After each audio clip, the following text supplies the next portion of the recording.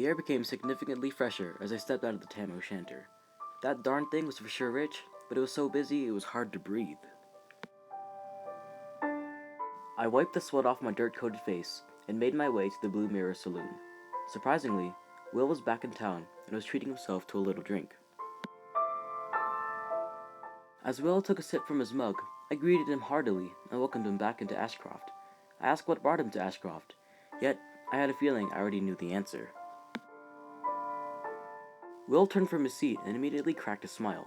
He got up and told me, "Walter Boyd, am I glad to see your face once again." As for my question, he came looking for riches like I had expected. We began conversing and drinking like old times, and Will informed me of a rumor spreading around. Supposedly, there were richer silver deposits in Colorado in a town named Aspen. I didn't believe him, but he was really trying to get me to in order to pursue my dream of making a fortune. In order to change the subject, I told him of a banquet and a ball being held by Tabor and his wife Baby Doe. All of the people of Ashcroft were cordially invited to attend, and I intended on going with Will. Will happily accepted the invite, and after a brief goodbye, we returned to our work.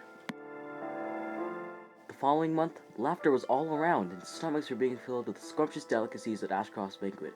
Folk of all kind danced away at the ball as a lively spirit spread among the entire town. There I sat with Will, our spirit enriched with that of Ashcroft. As we eyed the bustling activity, I happened to notice the most beautiful woman I've ever seen in my life sitting not too far from us. I worked up the courage to speak to the young lady, and indeed I did. Nancy was her name, and she told me she was a teacher at a local schoolhouse. Luckily, I found that we were able to engage in conversation very easily. What a lovely lady Nancy was. She was one of the many reasons why I had enjoyed staying in Ashcroft. For the next 2 years, I kept in touch with Nancy while progressively working my way through the tam o' shanter. After a day at the mines, I would then visit Nancy at her schoolhouse.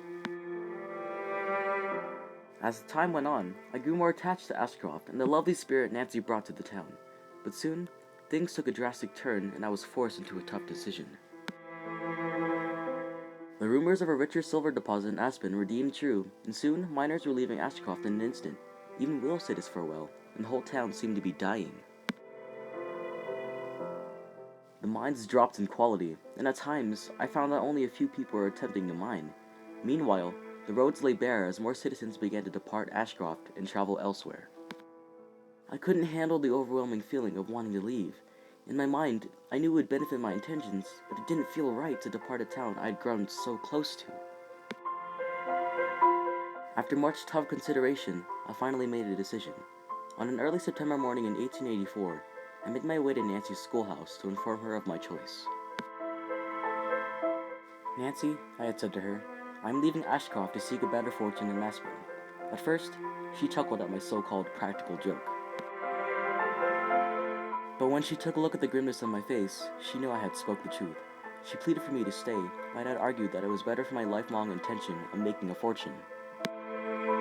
The miserable expression on Nancy's face tormented my heart. As a compromise, I asked her to come along with me, but she refuted she had to stay and work to support another day. More and more we argued, and I could feel the bonds holding up our relationship fraying. Nancy thrashed and raged and spat insults on my selfish decisions. The only thing I could do was tolerate the pain. Soon, Nancy screamed at me to get out, tears streaming down her flushed face. As I hesitantly exited the room, I turned back to see Nancy muffling her sobs beneath her arms. I was heartbroken. The following day, Nancy was nowhere to be found among the dying activity of Ashcroft. I visited the mines once again, hopelessly searching for any improvement in quality. To my avail, there were none. Ashcroft was eerily silent as I made my way to my house to pack up. Abandoned businesses were already being removed, and old bachelors bustled around. A single tear was shed as I closed my pack, but I forcefully wiped it away. Soon, I departed and arrived at the edge of Ashcroft's boundaries. Slowly, I looked back at the town that I had once held dearly beloved. Goodbye, Nancy. Goodbye, Ashcroft.